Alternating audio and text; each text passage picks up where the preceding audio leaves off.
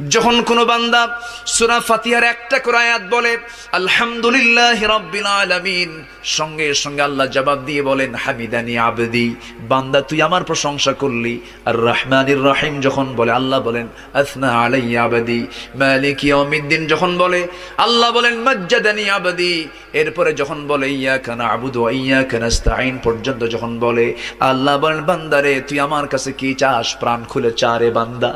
ইহদিনাস সিরাতাল মুস্তাকিম থেকে শুরু করে নিয়া ওয়ালাদ-দাল্লিন পর্যন্ত যখন বান্দা বলে তখন আল্লাহ বলেন বান্দা নামাজের মধ্যে এমন প্রেমের খেলা খেললি বান্দা, তুই যা চাইলি সব আমি আল্লাহ কবুল করলাম।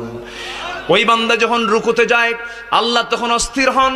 ওই বান্দা যখন সিজদায় যাওয়ার জন্য প্রস্তুতি নাই, সমস্ত ফেরেশতাকে ডাক দিয়ে বলেন ও ফেরেশতারা, এই বান্দাগুলো আমাকে দেখলো না, রাসূলকে দেখলো না, কোরআনকে দেখে হাদিসকে বিশ্বাস করে আমাকে খুশি করার জন্য তার সবচেয়ে সম্মানজনক